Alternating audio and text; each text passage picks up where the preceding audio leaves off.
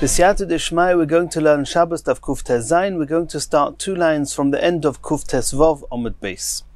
We're in the middle of the sugya of Vayihi bin Soya Ha'orin, that since the small parasha, the smallest parasha in the Torah, which is Vayihi bin Soya Ha'orin, is 85 letters, therefore 85 letters is a significant amount of letters for different halachas that we've already seen. Says the Gemara, Tonu Rabbanon, Vayihi bin Soya Ha'orin, Vayomer Moshe. And most of us are familiar with these psukim. These are the 2 psukim in the Torah of Parashas Vayihi bin Soya. Says the Gemara, Parasha zu, Osolo HaKadosh Baruch Hu, Simoniois milamala umilamata. It's very interesting, if you ever looked in a Sefer Torah at these psukim, there's something you won't find anywhere else in the Torah. Before the parasha of Vayihi bin Soya, and the end of the parasha of Vayihi bin Soya, there are simonios, there are signs. These signs are actually upside down or back to front, nunin. The letter nun, not the final nun, a regular nun. There's one on each side. Some say it's upside down, some say it's back to front, some say both. But either way, it's a simon, it's a sign. Something is unique, something is different and strange about these 2 psukim. Loimar, why are these nunin, why are these simonios there? Says the Gemara, she'ein zu mekoimo. In order to tell you that they don't really belong here, because the parasha Vayihi bin Soya Ha'orin means that when the Orin holding the Luchos and the Sefer Torah, when the Orin was in transit, Vayihi bin Soya Vayomer Moshe, Moshe would say, when the Orin was starting to go, he would say those 2 psukim. And really this parasha belongs together with the Degolim, where the Torah tells us exactly in what formation Klal Yisrael travelled, who went first, who went second. That's the time to put these 2 psukim. They don't belong here where they are. Rebbe Omer, Loi min Hashem huzeh. Rebbe says that's not the reason that there are these simonios. Elo mipnei shesefer choshuv hu bifnei atzmoi. The reason that these 2 psukim are circled as their own is in order to tell us that they have the chashivus, the significance, they have the status as if they are a whole chumash on their own. We know in school we all learned there's 5 chumashim. Bereshis, Shemois, Vayikra, Bamidbar, Dvarim, Chamisha, Chumshei Torah. So here, according to Rebbe, we suddenly realize there's actually an extra 2. Sefer Bar Midbar is split into 3.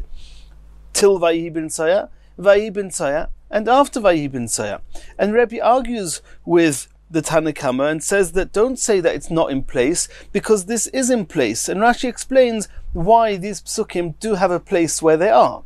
And the reason you have these simonios is to tell us that they have the significance of a Sefer Torah, of a Chumash. They have the status of a Chumash on their own. Elo mepnei shesefer choshuv hu bifnei atzmoi. So asks the Gemara, Kaman oz lahad Omar Shmuel bar Nachman, Omar Rabbi Yonason. It was said in the name of Rabbi Yonason as follows. And this is based on a Postdoc in Mishli that says, Chochma isponsa beisa, chotzva amudeha shiva. That she carved out 7 pillars. What are these 7 pillars mentioned in the Pasuk alluding to? Eilu sheva sifrei Torah.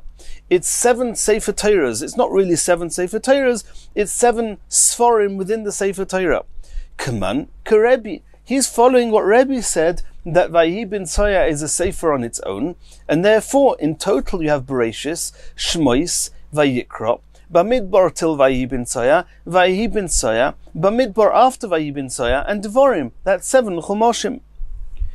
Says the Gemara, Man Tana de Paligoleo de Rebbe. Who was the Tana who argued with the Rebbe, the Tanna Kamma of the Brisa that argued with Rebbe? Says the Gemara, Reb Shimon ben Gamliel. We know it's Reb Shimon ben Gamliel. The Tanya we learnt in another Brisa. Reb Shimon ben Gamliel Omer, Asida parasha zu sheteokir mikan v'tikosev b'makoima. Rashi says that le'osid, when there's not going to be any more puronyo, it's not going to be any more suffering, any more troubles, then lo yid'agu lepuronus, they will not be concerned about the puronyos, the bad tidings. The Yetzer Hara bottle, and the Yetzer Hara will not have any power anymore. And therefore, at that time in the future, this parasha is going to be removed from where it is now and put where it really belongs. So you see, Reb Shimon ben Gamliel follows the Tanna Kamma, who says that the reason you have these simonios is to tell us these 2 psukim do not really belong here. V'lama kosvakan, why indeed are they here if they don't belong here? K'dei lehafsik bein puronus rishono lepuronus shnia. It's very important to us that troubles, tragedy, that they're not right next to each other. There was a tragedy of puronus before this parasha. There was a puronus after this parasha. In order they shouldn't be right near each other, the Torah breaks up the two by putting Vayhi ben Soya in between. Says the Gemara, Puronus Shnio Maihi. What's the second Puronus? What's the Puronus after the parasha Vayhi ben Soya? Says the Gemara, it's the Pasuk that says Vayhi ha'om kamis oinanim. The nation were looking to complain. They were looking for reasons to go against Hashem. Puronus Rishayna. What was the Puronus before the parasha Vayhi ben Soya? That's the pasuk Vayisu mehar Hashem derech shleishes yomim, and there it's talking about that Klal Yisrael moved away from Har Sinai. Va'omer b'choma bar b'chanina shesoru me'achrei Hashem. When it says Vayisu mehar Hashem, they traveled away from Sinai, from the mountain of Hashem. It's also alluding to the fact that in their hearts they went away from Hashem. They turned away from Hashem. And Rashi explains that this was the parasha of the Hisavu Ha'asafsuf Taiva, and they were looking K'dei Limroid B'Kadosh Baruch Hu. They were looking to complain, they don't have any meat, and they wanted to rebel against Hashem. And that was the Puronus that was before Vayhi ben Soya. According to the Tanakama, according to Shimon ben Gamliel, who says that the parasha of Vayhi ben Soya does not belong where it is, where does it belong, and where is it going to be la'osid? Omer Vashi b'Degolim, it belongs together with the parasha of the Degolim, where the Torah tells us how Klal Yisrael traveled when they traveled, and then the Posuk will say that Vayhi ben Soya ha'orin, when the Orin is going to travel, Moshe said these two psukim. Continues the Gemara Iboyeluhu. And now we're going back to the topic of discussion here in the Perak about what one is allowed to save from a fire on Shabbos. Asks the Gemara Iboyeluhu, Hagvilin, the blank parts of Shel Sefer Torah, of the Sefer Torah. We know that every Sefer Torah, which is obviously written as a scroll on parchment, the center of let's call it the center of the page, is where the text is. But there are many other places in the parchment in front of us where there's no writing. There are the margins on the right, the margins on the left, there's the space on the top, the space at the bottom, the margins. We have between one chumash and the next, we have between one parasha and the next. There are many areas of the Sefer Torah that actually do not have anything written on them. And the question is, Matzilin oisan mipnei adeleika, or ein matzilin oisan mipnei adeleika? Do we save them from a fire, or do we not save them from a fire? And we'll soon go to understand the question a bit better, but the Gemara is going to start with trying to answer it.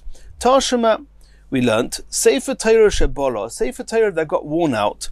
Im yesh bole lakit, shmoinim v'chomish oisiois, kagoyin parashas Vayhi ben Soya Orin, we saw this already in a previous Gemara, that if you can collect 85 letters in this Sefer Torah that are still intact, and we discussed on Daf Kuf Tez Vav whether they have to be made up of whole words or not, but either way, if you have 85 letters that were part of the Sefer Torah that are still intact, even if the rest of the Sefer Torah is totally worn down, then that is significant enough and holy enough that you have to save it from the fire. Matzilin ve'imlav, if there are no 85 letters left, and providing, as we saw before, that those letters that are left are not making up any of Hashem's names, ein matzilin, then one does not save the Sefer Torah. Asks the Gemara, va'amai teipe klei mishum gvilin didei. There may not be any writing left intact, but the margins, they never had any writing. Why don't we say that you save this Sefer Torah because of the margins? So we can deduce from the fact that we don't say that, from the fact that you need to have that amount of letters, you see that the margins are not significant to be saved from a fire. Says the Gemara, no. Bolo shani. Since we're talking about a Sefer Torah that's worn out, and we assume that if the Sefer Torah is worn out enough that there's no writing intact, that the whole parchment's been worn out, and including the gvilin, the margins, have also been worn out, and therefore there's nothing to reckon with. When we asked about the gvilin, there the discussion was what happens when the Sefer Torah was not worn out, and we'll soon have to see exactly what scenario that is. It was just that the Sefer Torah was rubbed out, but it was not worn out, and therefore the gvilim, the margins, may still have had some kedusha. We're soon going to see that. Says the Gemara Tashma, we're going to try and bring proof whether the margins are significant enough that you can save them in the fire from another case. Tashma. Sefer Torah shenimchak. Here we're not talking about a Sefer Torah that got worn out. We're talking about a Sefer Torah that got rubbed out, which means that the parchment is intact, just the writing got rubbed out. If you can find the remaining in the Sefer Torah 85 letters, the length of a chumish, the parasha Vahi ben Soya, 85 letters, then it's significant enough that you can save it from a fire on Shabbos. Then matzilin, ve'im lav ein matzilin. If you cannot find 85 letters intact, you do not save it. Says the Gemara V'amai, teipeklei mishum gvilin didei. Why don't we say that you have to save this rubbed out Sefer Torah because of the margins, assuming that there's kedusha in the margins and that there's enough reason to save the margins from the fire? Can we not deduce from there that there's no kedusha and the margins are not significant enough in order to have to save them from the fire? Says the Gemara, no. Mokim haksav loikomi boili. I had no question regarding the area itself where the text was written. And there, if you haven't got 85 letters within the whole Sefer Torah, you do not save them. The only reason that the center of the page and the parts the parts where the writing is, the only reason it ever had any kedusha, any significance, was the chikodesh agav ksavhu de kodesh. The whole significance and value and holiness of that part of the parchment was only because of what's written in it. And therefore, if everything that's written in it has got rubbed out, and there isn't even 85 letters left, then the parchment in the middle where the text is written, that loses its kedusha, and it's clear that you don't save it. Ozal ksav, ozaloi kedushase. If the writing gets rubbed out, then the kedusha leaves it as well. Ki kami boili. What was the question? Shel malo. We're talking here about the areas of the gvilin on their own. The top margins, v'shel mata, the lower margins, shebein parasha le parasha, between one parasha and the next, what we may call one paragraph and the next. There's some psuchos and stumos we've learnt about. There are some gaps there. Shebein daf le daf, between one column and the next. Shebetchilas ha-sefer, shebesoif ha-sefer, there's got to be a space before and after every sefer. And that was the question. And that's what we're discussing. Do you have to save it? Do you not have to save it? Says the Gemara, okay, no problem. In the brisa that we just mentioned, Sefer Torah shenimchak, so you understand, it's clear to you that the area in the middle is only got kedusha all the while that there's at least 85 letters still remaining intact. And if not, you don't save them from the fire. But the question is, so save this Sefer Torah that does not have 85 letters in the middle of the page, where the text should be, but you should save it from the fire because of its margins. And if over there it says you don't save it, then of course you don't save the middle part. There's no reason to save it because there's no writing left. But do you not have to save the margins at least? Says the Gemara, no. We're talking about a case, the guys v'shodi. We're talking about that the margins have been totally cut off. The Bryce is talking about a case where all that's left is the area of the text. And that's why the Brisa says that if in the area of the text in the middle there isn't 85 letters, there's no more kedusha. But there's no proof from there what's with the margins themselves. Do they have and contain their kedusha or not? Continues the Gemara. Toshima, we're going to try and bring another proof. Hagilyoinin shel malo v'shel mato shebein parasha le parasha shebein daf le daf. All these empty parts of the Sefer Torah, shebetchilas ha-sefer, shebesoif ha-sefer, all the parts we mentioned before, mitamin es hayodayim. It says explicitly in the Brisa, and we've already learnt this earlier on in Masechas Shabbos, in the first Pear. We saw there that there's a concept of yudches dvorim, the certain gzeros that Chachomim made, and one of them is that if a person touches a Sefer Torah with his raw hands and touches straight onto the parchment, his hands are then Tomei midrabanon, and he's not allowed to touch truma. And if he did touch truma, he's not allowed to eat the truma. midrabanon. And here it says that even if the hand touched the margins, the hands become tomei. Can we not see from that halacha that the margins do have kedusha, and therefore it would make sense you have to save them from the fire? Says the Gemara, no. Dilma agav sefer Torah shani. No, there's no proof. Over there, the reason that the hands become tomei is, as we saw in the first Pear, is because there's a problem, an issue with touching the sefer Torah. Since there's an issue with touching the sefer Torah, then the margins are all part and parcel of that same reasoning why the hands should become tomei. But that doesn't yet tell us that the margins on their own right have their own kedusha. Continues the Gemara Tashema. We're going to try and bring another proof. Hagilyoinin, the empty parts, v'sifrei aminin, and sforim written by heretics, minim, ein matzilin oisan mipnei adeleka. You do not save them from a fire. Elon isrofin b'mekoimon. If there's a fire threatening them, let them get burnt where they are. Hein v'az korisen. Them and all the holy names, the shemus that are written inside it, since a sefer Torah, since a heretic wrote it, therefore we don't mind if it gets burnt. So, and there you see explicit mention, hagvilin v'sifrei minim. So the sifrei minim we understand, they get burnt. We're allowed to let them get burnt. We're supposed to let them get burnt. What's the gvilin here? Hagilyoinin, the gilyoinim are the margins we mentioned. Can you not bring proof from here that the margins themselves are not allowed to be saved from the fire?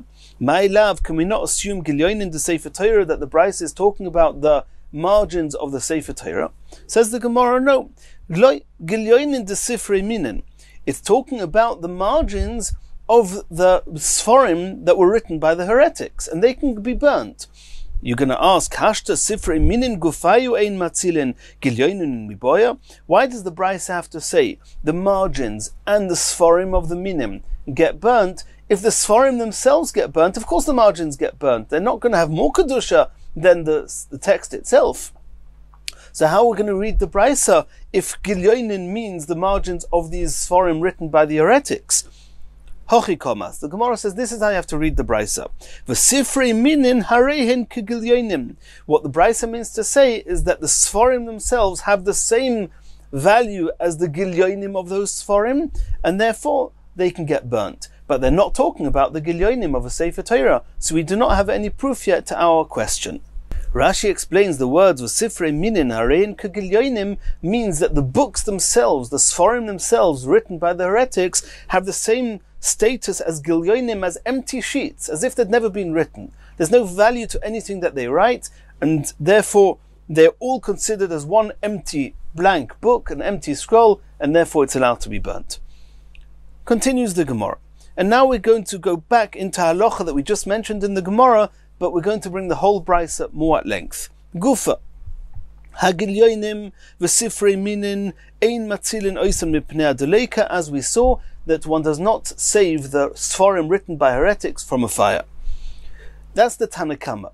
The Tanakama have more to say about this, and we're going to see at the end of the brisa, we're going to see that the Tanakama actually say not only are you allowed to let them get burnt, and we don't save them from anything else that's threatening their existence, and we're soon going to see in the end of the brisa what they are. But in the meantime, we're stopping with the Tanakama, we're going to the next opinion. Rabbi Yosi says, B'chol, if it's the weekday, koider eso azkoris shebahen, you cut out the holy names in these sforim written by the heretics, v'goinzon, and they should be respectfully hidden away, buried, v'ashar seirfon, and the rest of the sefer written by the heretics, by the minim, they can get burnt. Omer of Tarfon. Of Tarfon is saying, Akapeach es beni. That means he's making a promise, and he's saying it on the life of his children. He's saying, as if to say, on the heads of my children, I'll bury my children if the following isn't true. And the truth is, in many other places, of Tarfon expressed himself in this way. And what did he say? Shem yavoyu liyodi, that if these sforim of the heretics would come to me, shani esref oisam, I would burn them, ve'esas koris shebehen, with their Azkoris. That means if a heretic wrote a sefer, there's zero value to it. It can all be burnt. Even the holy names are not holy, and they are burnt. She'afilu odom roidef acharov. Even if a person is roidef acharov lahorgoi, even if a person would be running after him, he's referring to himself, he just didn't want to say it, he didn't want to make a kitrug, but he said even if somebody would be running after him, wanting to kill him, v'nochosh rotz la'kishay, and or a snake was running after him to bite him, nichnas lebeis avodah zarah, I would go into the house of an avodah zarah. It's pikuach nefesh. The Vilna Gaon brings proof from here that in the case of pikuach nefesh, one's allowed to go into a home of an avodah zarah, into a base avodah zarah. Ve'ein nichnas lebateim shel elu, but I will not go into the homes of the minim of the heretics. Shehalalu makirin v'koifrin, because the heretics, the minim, they recognize Hashem, they know about Hashem, and they are koifer, and they are denying Hashem. V'halalu, but those who are serving avodah zarah, ein makirin v'koifrin. They're serving avodah zarah. That's the home they were brought up in. That's what they were taught. They don't know any better, and therefore you can go into their houses if it's pikuach nefesh. But to go into the homes of the minim at any expense, you wouldn't go in. V'aleim akosov omer, the Postdoc speaking about the heretics says, v'achar hadeles v'hamezuzah, behind the door frames, the doorposts, samt zichroinech, you've hidden away your memories, which means you remember very good all about Hashem. You've just chosen to shove him behind the door and ignore his existence, and there's nothing worse than that. Omer Rabbi Shmuel, says Rabbi Shmuel, and he's probably not arguing with Reb Tarfon, he's just explaining, Kal v'chomer, it's even a Kal v'chomer. Uma la'asos shalom ben ish le'ishtoi, omro Torah shemisha nichtav b'kedusha, yimoche al hamayim. In the case where you have an argument, an issue of peace between a husband and a wife, and it's referring here to the parasha of a Saita, where we don't know if a wife did an Aveira, didn't do an Aveira, and we don't know if she's allowed to go back to her husband. So you have the parasha of the Saita. The parasha of the Saita, a part of the Torah was written. It was written absolutely b'kedusha, and they would rub out the whole part with the names in it in order to make shalom. The Saita would drink the water that this parasha was rubbed out into, and we all know the parasha of Saita. So and there it says shemisha nichtav b'kedusha yimoche al hamayim, that this parasha that was written b'kedusha can be rubbed out in water. Halolu, these heretics, then not only are they not coming to make peace between people, and it's not only they're not coming to make peace, it's not only about people, it's much worse. Shematilin kino, they incite jealousy, v'eva, and hatred, v'tacharut, and disagreement, ben Yisrael aviem shabbat shamayim, between Klal Yisrael and HaKadosh Baruch Hu. Alachas kamo v'kamo, even more so that we're allowed to burn them and wipe them out. There's no value in them, and we disregard those Sfarim altogether. V'aleim Omar David, and David HaMelech said on these heretics the following Pisaq in Tehillim, Haloi mesanecho Hashem esno, those who hate you, I hate. Ubiskoimemecho, and those who stand up against you, eskoitot, I will fight. Tachlis sino senesim, with utmost hatred I hate them. Le'oyevim hoyuli, they were enemies to me. And that Pisaq was said on these heretics. And now the Bryce is going back to the Tanna Kama. The Tanna Kama didn't go as far as to say that you're supposed to go and burn them. It just says ein matzilin oisam mipnei adeleika. You don't save them. The Tanna Kama carries on, ukashem she'ein matzilin oisam mipnei adeleika. In the same way as you don't save them from getting burnt, kach ein matzilin oisam, and this is talking about even during the week. Ein matzilin oisam loy min hamapoiles, not from being buried under a home that's fallen down, a broken down building, v'loy min hamayim, nor from water that's threatening to destroy them, v'loy midavar ha'abdon, nor from anything else, any other elements that are threatening to destroy these scrolls written by heretics. We do not save them, we do not mind if they get lost. According to the Tanna Kama, we don't actually go out of our way to burn them physically, actively, but we allow them to get burnt. According to Rabbi Yossi, during the week, you cut out the names and the rest of Ashara Soirfon. Reb Tarfon says you can actually burn, not on Shabbos, but during the week, you can go and burn them with the Shemus. Continues the Gemara. Boy minei Yosef bar Chonin mir Bavo. Yosef bar Chonin asked Bavo the following question.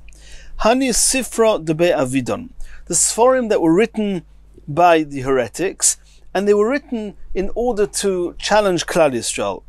And the place where these challenges took place were actually called Be Avidon. It seems that Avidon was the name of these Sforim that were written by the heretics, and the Be Avidon was the home which was home to these Sforim where all these challenges took place. So he asked him, Hani Sifra de Be Avidon, Matzilin oison v'pnei adleika or ein matzilin? Do you save them from a fire or do you not save them? Says the Gemara, in velav. Rabbi Avo said, sometimes he said yes, sometimes he said no, v'rafyo biyodei, and it wasn't clear to him, it wasn't an absolute clear ruling. Now Rashi explained, as we said, that these Sforim were written by the heretics. Rabbeinu Chananel says that the reason that Rabbi Avo wasn't so clear with his Pisaq is because he wasn't sure, it wasn't clear who actually wrote these Sforim. It was a doubt. One can doubt, were they written by Yisrael or were they not written by Yisrael? And therefore it's not clear whether these Sforim themselves actually have Kedusha, and therefore Rabbi Avo himself wasn't absolutely sure whether they could be left to burn or not. Continues the Gemara. Rav loy ozil lebe avidon. Rav would not go to this home, to this place where all these Sforim were and where the heretics would challenge Klal Yisrael. V'kolshken lebei nitzrafi, and kolshken he would not go to a home of an avodah zarah called nitzrafi. Shmuel says lebei nitzrafi loy ozil. I wouldn't go to a home of avodah zarah.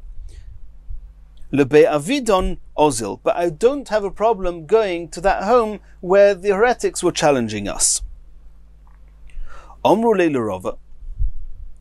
One of these heretics asked Rava once, why do we not see you coming to the Be Avidon, which is all where the heretics are sitting with their Sforim? Why don't you come for the challenge? Omar Luhu, so Rava answered to these heretics, Dikla planya ika be'urcha v'kashili. He was obviously not giving the honest answer. He didn't want to say that I don't trust you, I'm scared you're going to get annoyed with my answers and you might kill me. He just said, yeah, because there's a palm tree in the middle of the way, it's hard for me to walk there. So the heretics answered to Rava, Nakre, no problem, we'll uproot the tree and then you can come. So he says, no, duchte kosheli, when you cut it away, the place where the tree was, there's going to be a ditch. And the ditch is complicated for me to go round and to cross. It's hard for me. Mar bar of Yosef, Omar, Ano minayhu ano. I'm part of them, I'm one of them, I know the people, the heretics out there, I'm familiar with them, and therefore, I'm not afraid of them, and he would go to these places. At one point he went, and indeed they actually tried to kill him. Just to back up what we said before, it's dangerous to go to those places, they cannot be relied on, they could get murderous. And here the Gemara brings, on the side of the Gemara they bring that before the Tzenzah took out an extra line, there was a line here that says, Rab Meir korile oin oven gilyoin, Rabbi Yochanan korile oven gilyoin with an ayin, and the explanation is that these Sforim that written by heretics, that Rab Meir called them oven gilyoin, which means the scrolls of sheker, of lies.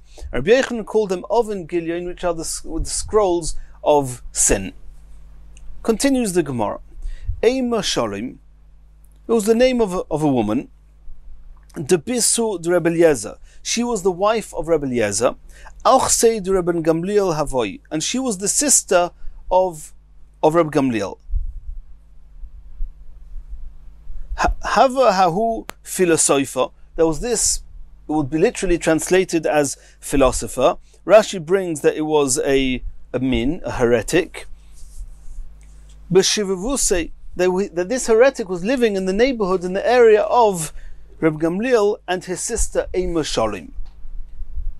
To have a shokil shma deloi mekabil sheichda. He would tell everybody, he would make it known that he does dinei Torah, he sorts out financial issues between people, and he doesn't take bribes Bo la'oichuche bei, that Reb Gamliel and his sister Ema Sholim wanted to ridicule him and expose him and show everyone that he's just pretending not to take bribes, but in truth he does take bribes.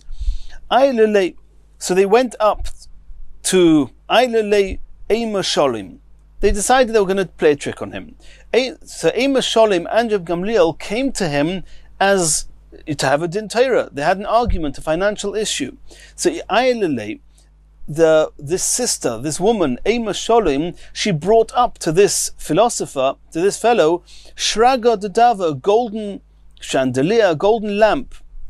And she made it clear to him that, to eye it, and he would realize that she was coming to bribe him. Va'ozu l'kameh, and the two of them, after that, Ema Sholim came together with her sister, with her brother, Reb Gamliel, to a din Torah, for an argument. Omrole, she said to this person, to this heretic, Ba'ina deniflagili b'nechse de beinashi. I want that the inheritance from my father should be split evenly between me, Ema Sholim, and my brother, Reb Gamliel. Omar Luhu. So this heretic says, Plugu, yeah, you should split the inheritance into two, 50-50. Omar Reb Gamliel said to this heretic, Ksivlon, it says in our Torah, B'mokim bro, brata lo tiris. A daughter does not inherit if there's a son. And therefore, according to the Torah, I get the whole inheritance. She doesn't get anything. Omar Le, this heretic answered back, Min yomed golison me'arachin, from the time that you've been expelled from your land, from Eretz Yisrael, we're in Golus, is natilos oraisa de Moshe. The Torah of Moshe Rabbeinu has been taken away. Ve'is yahivos sifra achriti. Chas v'shalom to even say such a thing. But here, this heretic says, now a new sefer has been given to dictate how Klal Yisrael lead their lives. Uchsiv bein, in this sefer it says, Bro brata kechodo yarson, a son and a daughter, they inherit together equally. That's what happened one day.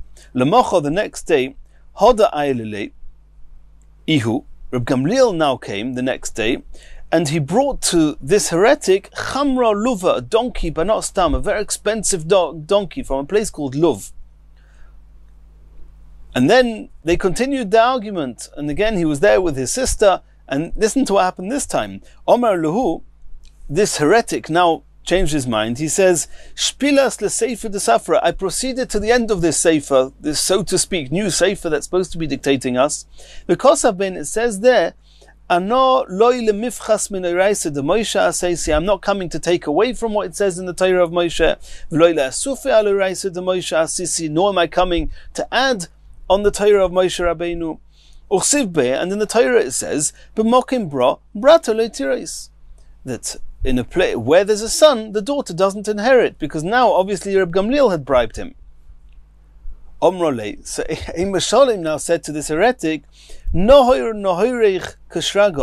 your light should shine like a lantern. She was trying to hint to him that, do you remember I gave you yesterday the lantern, and you know what happened?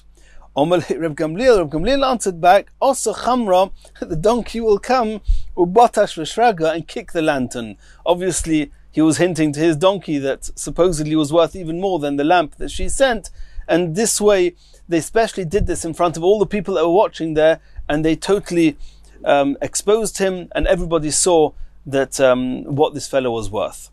The Gemara is now continuing back to the Mishnah. In the Mishnah we saw that there are certain parts of the Torah, namely Ksuvim. There's Torah Nevi'im Ksuvim, and Ksuvim are not read on Shabbos. Mipnei ma'in korin bein. Why does one not read Ksuvim on Shabbos? Mipnei bittul beis ha-Midrash. Because people will be learning Ksuvim instead of coming to the Drasha on Shabbos. That's what the Mishnah, that's how the Chachomim in the Mishnah explained why they didn't read the Ksuvim on Shabbos. Says the Gemara, Mipnei ma'in korin chulu.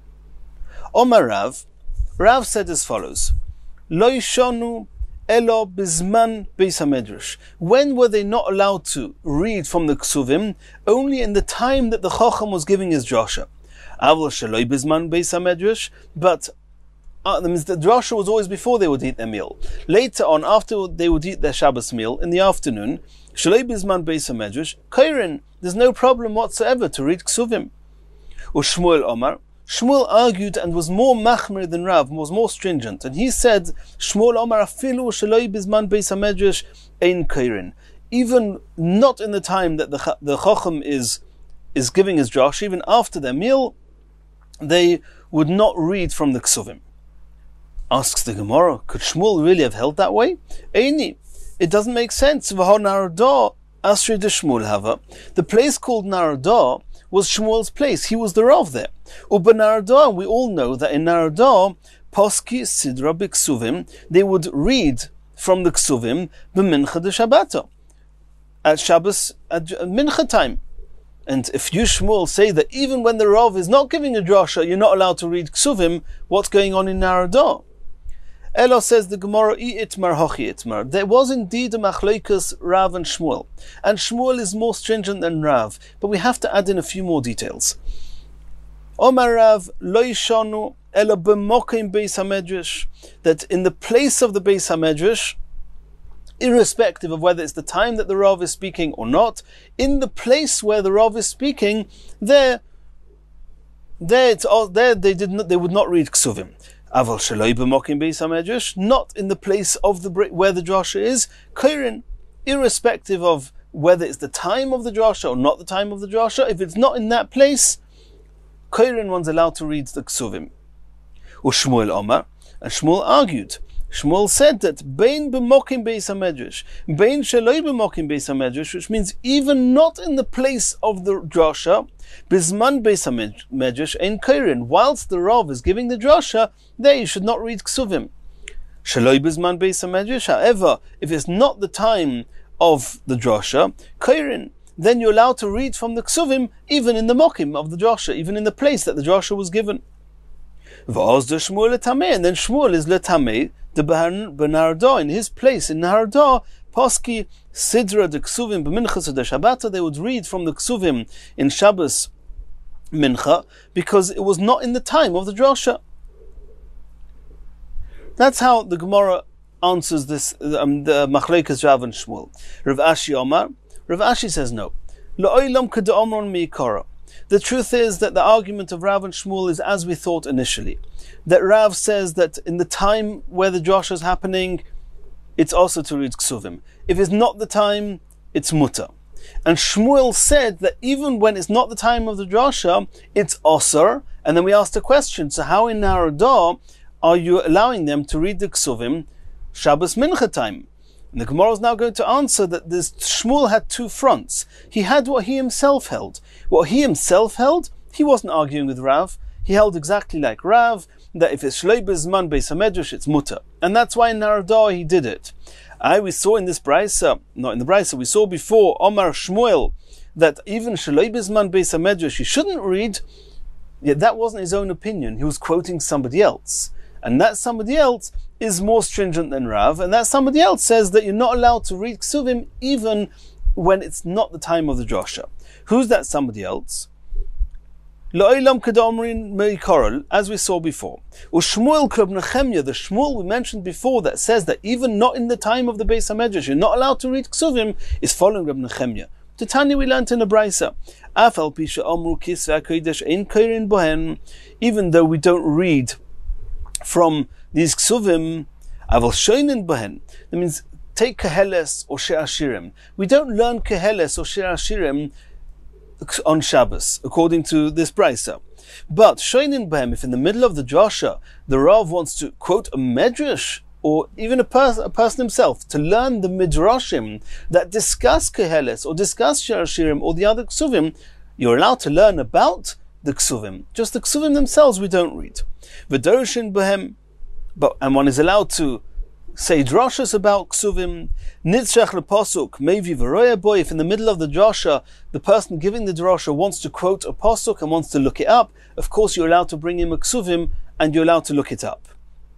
That was the Tanakama. Omer Nehemia mipnei ma omru kisvei kodesh ein kairin ben. Why indeed did the Chachomim say, according to Nehemia, that you're not allowed to read these Ksuvim on Shabbos? Kadesha Yoimru, because we want people to make a calculation and say to themselves, "B'kisvei kodesh ein kairim." We don't read from the from the holy scrolls, from the Torah. Of course that you shouldn't read just idle literature, cheshbonos, accounts, and things that are not important for Shabbos. Those are shtori hadyotos, and one shouldn't read them at all. And Reb Nehemia maintained that we want to impress that on people not to read shtori hadyotos. And therefore he said, don't read these ksuvim any time, even not in the time of the Durocher.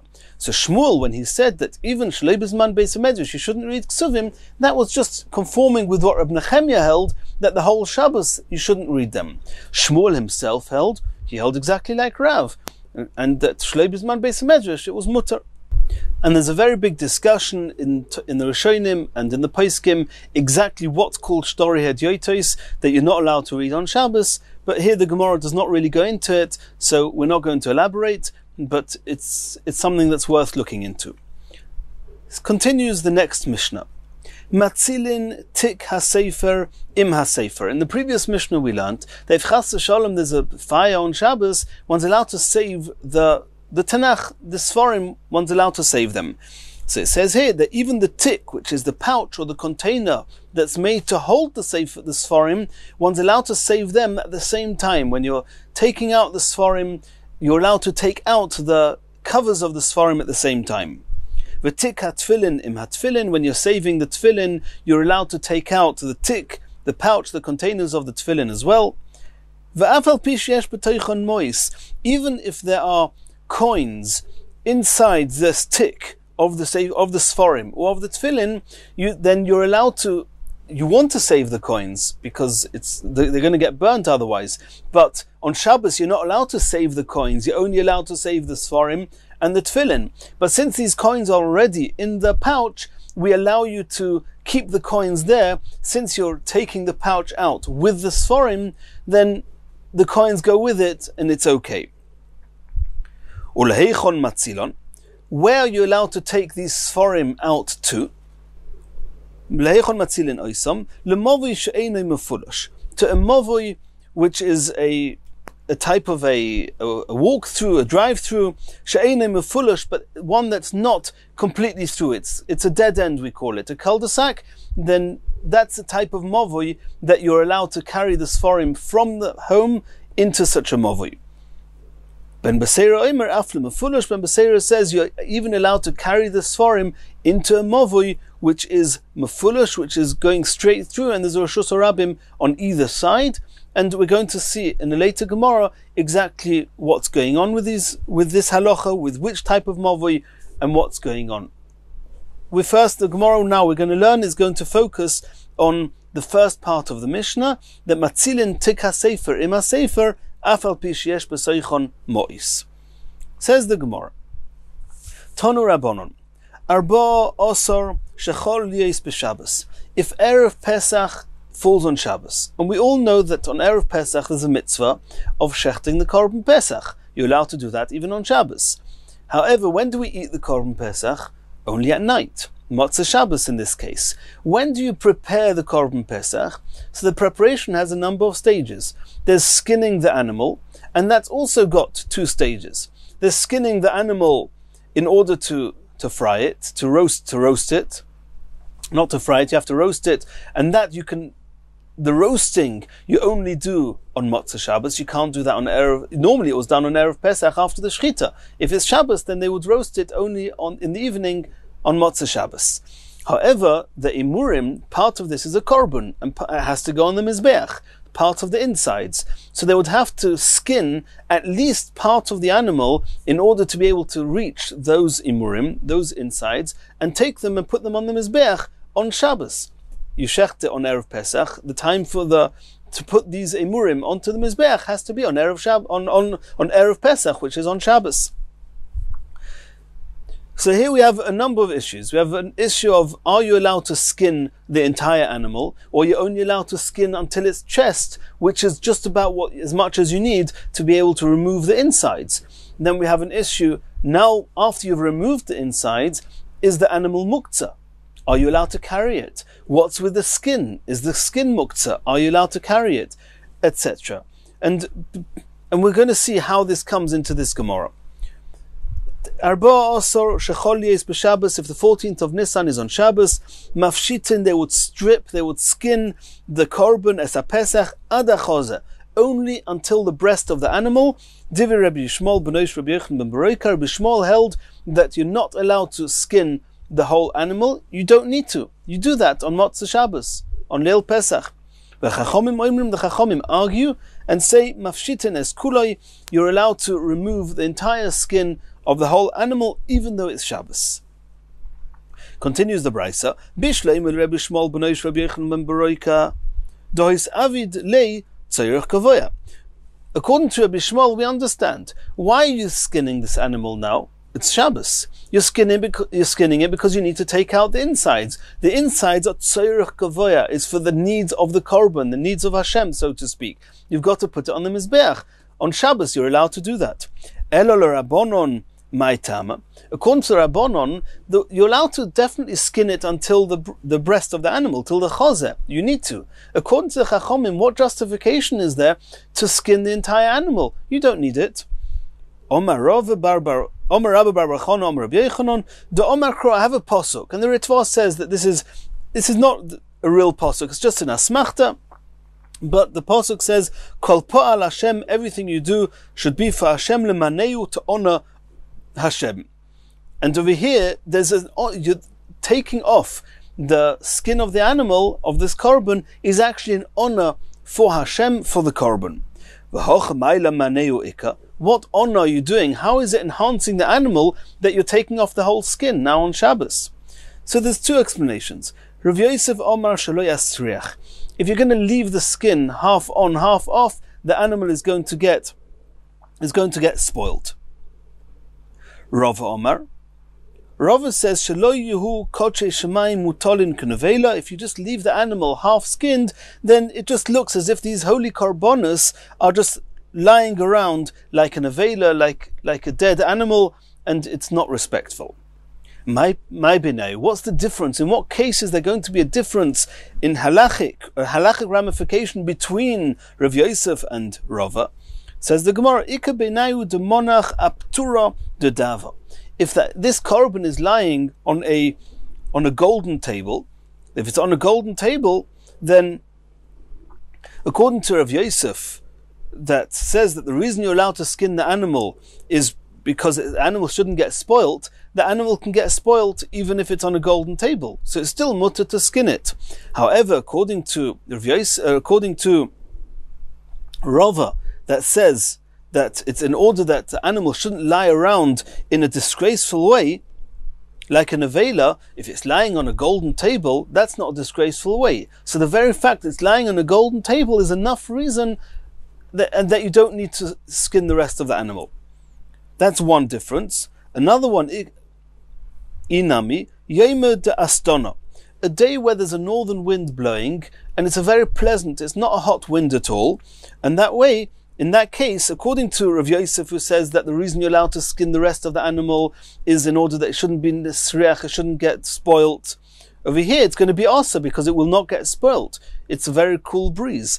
However, according to Rava, that says that the reason that you're allowed to skin the whole animal is in order that it should not lie around like an avela, that's going to apply even if there's a northern wind blowing, and therefore it will still be mutter.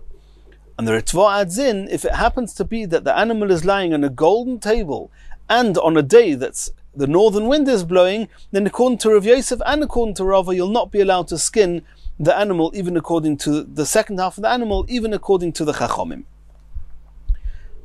Says the Gemara, Rabbi Shmuel b'noish Rabbi Yochanan ben Beroika, Hai po'al Hashem lemanehu mai ovidlei.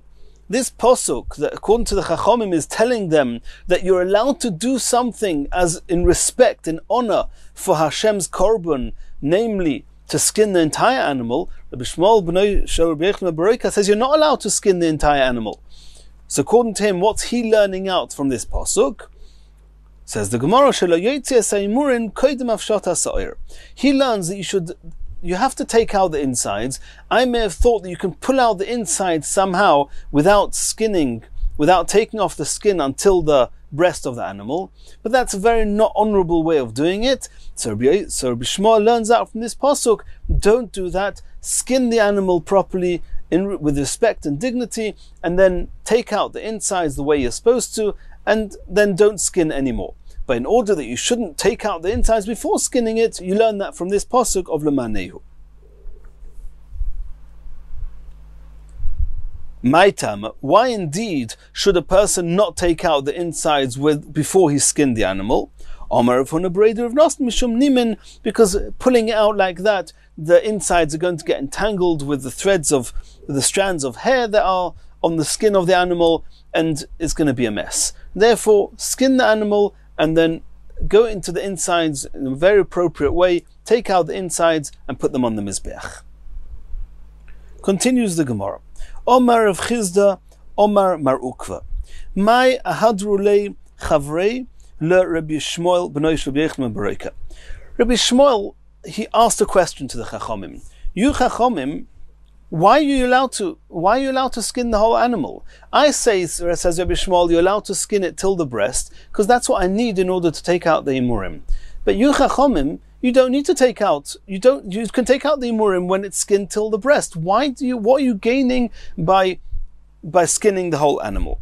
Now the truth is, the Chachamim have already explained themselves. They have the pasuk of Lemanehu. Lemanehu says you have to honor the animal, honor the korban, and if you leave it with half the skin on, the skin is going to heat up the animal, and then the animal is going to get ruined.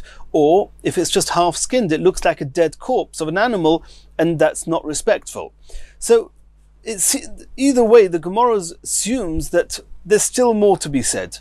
There's still more to be said. Either like the Ritva said, that Lemaneu is not a real pasuk, it's a real pasuk, it's not a real source, it's just an asmachta, or that they assume that the Chachamim only said Lemanehu before they knew that you could learn something else from Lemanehu, but once Rabbi Shmuel explained to us that you can use Lemanehu to tell us not to remove the insides before skinning the animal, maybe the Chachamim would use Lemanehu for that, and therefore we don't have a source that's allowing the Chachamim to skin the entire animal. Either way, the Gemara here assumed that the Chachamim still had what to add.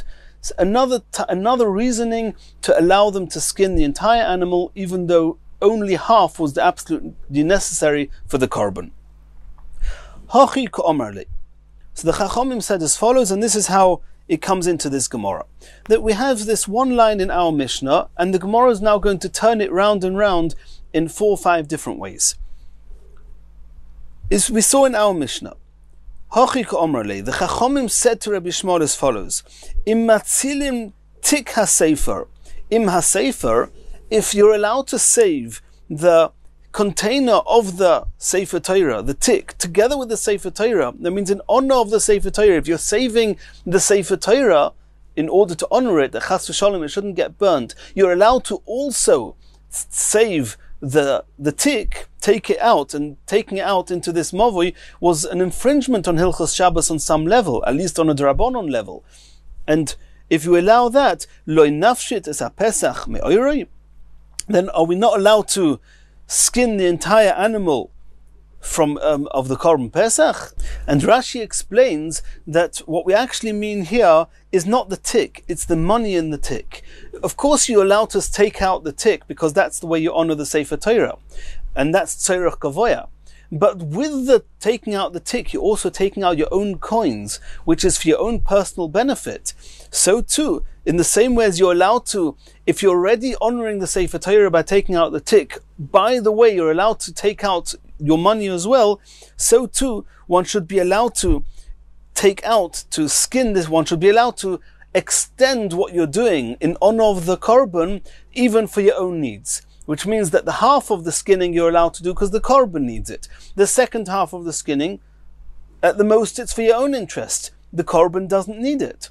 But in the same way as you're allowed to save your money, your coins, so too you should be allowed to do an extension of what you're already allowed doing.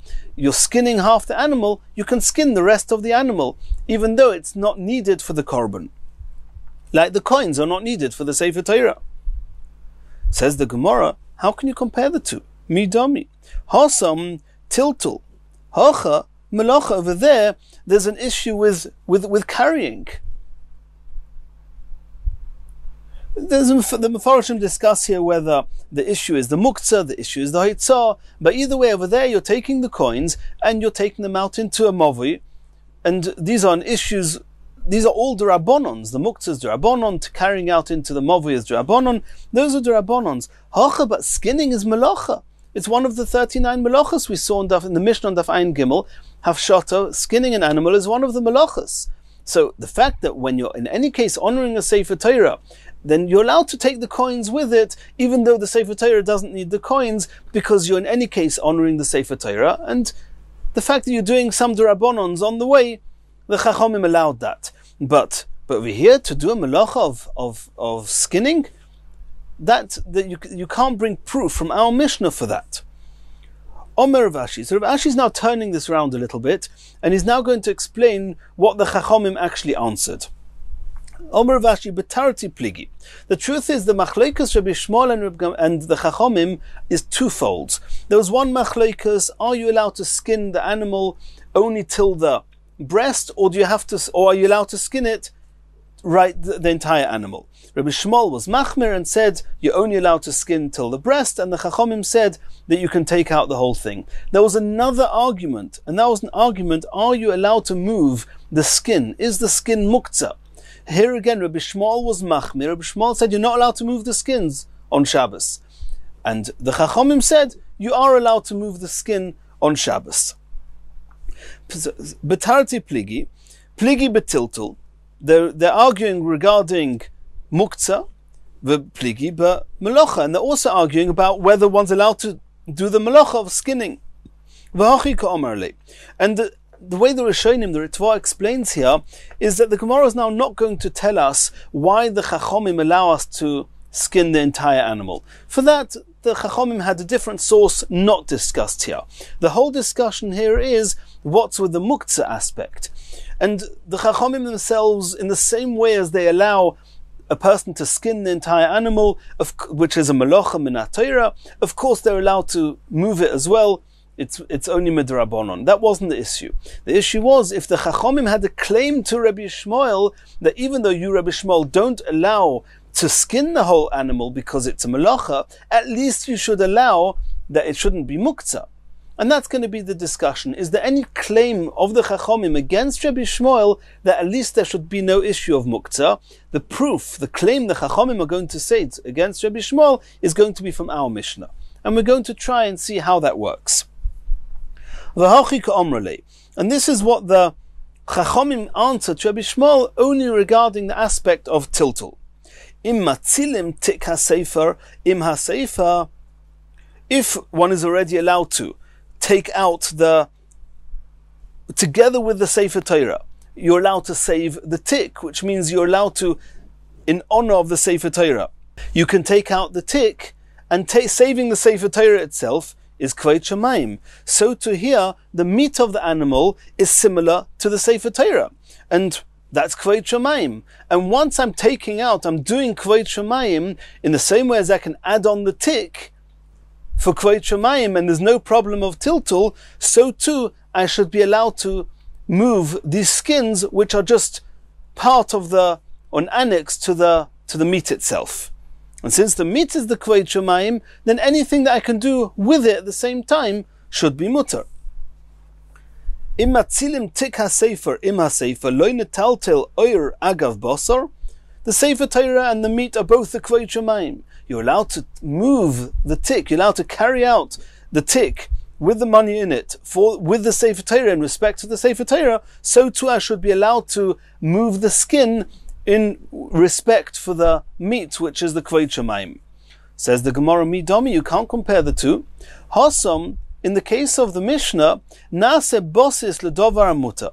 The tick is a base for something which is muta. The Sefer Torah is not muktzah, and therefore you can carry the base with it, which is the tick. Over here, it's true that the meat is the kveit shamayim, but the meat itself is muktzah because you can't eat it on Shabbos. So the skin is a base holding something that's muktzah. You can't compare that to the tick. It should be also to carry it. You can't bring proof, says Rabbi Shmuel, from the Mishnah to the case of the skin of the Korban Pesach. This is what the Chachomim are actually claiming. Im matzilim tik shel sefer, im ha-sefer afal pi sheyesh b'toichoi mois. If you're allowed to you're allowed to take out the tick, which indeed the tick itself is a basis for Davar Mutter, the Sefer Torah. You're allowed to save that even though there's money in it, and money is muktzah, lo netaltel oir agav basar. If you're allowed to carry the coins with the Sefer Torah, with the tick, or you're not allowed to, is the skin of the animal worse than those coins? And here the Gemara is comparing the heter to take out the tick is doicha, the issa of carrying the money, so too the covet for the basar, the respect for the basar, should be doicha, the muktzah, which is the skin. We said the skin is muktzah. It's true the skin is muktzah, but the covet for the meat should be doicha, that muktzah, like the covet of the Sefer Torah, which is the tick, is doicha muktzah, because you can take out the coins with it. Says the Gemara, midomi, you can't compare the two. Hasam nase bosses ledova oso ledova hamuter. Over there, the tick itself is not muktzah. You can take it out, even though there's some muktzah also inside it. Besides the Sefer Torah, there's also coins. But the tick itself, because it's carrying the Sefer Torah as well, which is not muktzah, the tick is not muktzah. Hoche, in the case of the Mishnah here, in the case of the Korban Pesach, kuloi nase bosses ledova oso. The skin itself, what do you want to say? That in the same way as you can take out the coins with the tick, therefore you should be able to take out the skin. We should take out the skin, the covered of the basar. Here the whole skin is muktzah. You can't compare that to the tick, which is not muktzah. Here we're changing it quite differently. We're not really bringing proof directly from what we learned with Korban Pesach, or from our Mishnah, we're not bringing a proof from the words in our Mishnah. It's a bit of an extension. The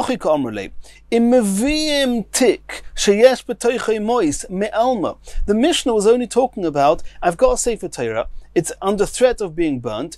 Take a tick, you can take the tick and carry the Sefer Torah, put the Sefer Torah in the tick, and it doesn't even say you can take the tick. You don't bring the tick from somewhere else. It seems that the Sefer Torah is now in the tick, and in the tick there's mois. So I'm allowed to take out the Sefer Torah. You don't need to strap, you don't need to take off the tick from the Sefer Torah and leave the tick behind and take the Sefer Torah. You can take it all with. Over here, there's halacha. What happens if the Sefer Torah is not inside the tick? Are you allowed to bring the tick from another room in the home, from elsewhere? Bring the tick, put the Sefer Torah in the tick, and then take it out to save it from the fire. And that tick that you're bringing from elsewhere has coins in it. So it's not yet a bosses for the Sefer Torah. Once the Sefer Torah is in it, it will be a bosses also for the Sefer Torah, and then the tick will not be muktzah. But it seems to be clear. We'll soon see why it's clear.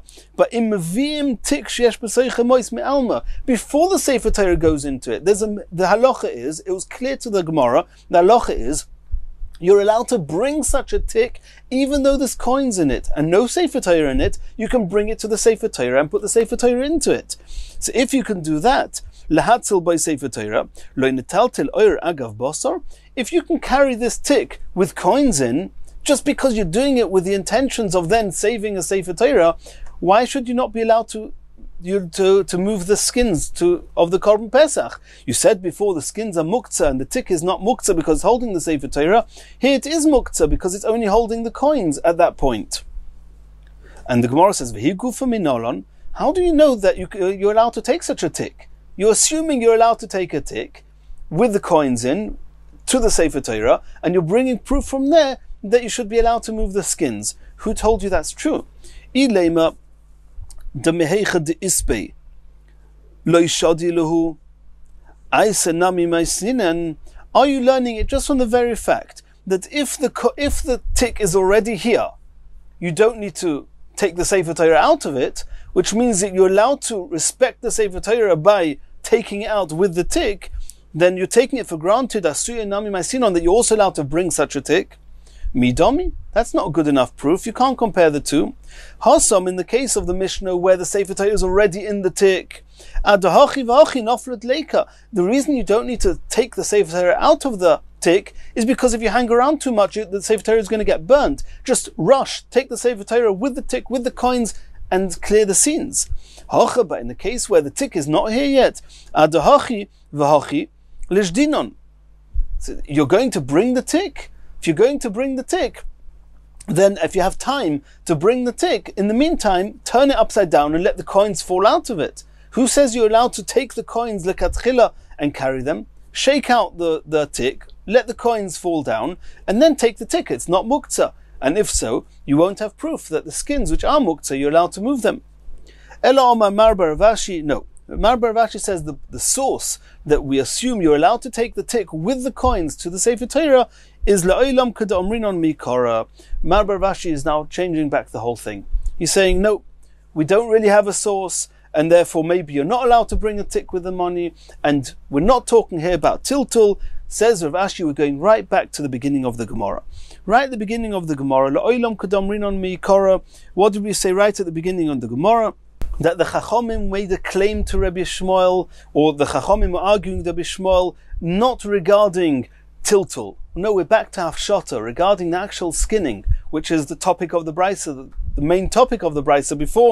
Before the Gemara said that they're arguing, Rav Ashi said before, Batarti Pligi, over here, Marbar Vashi says, no.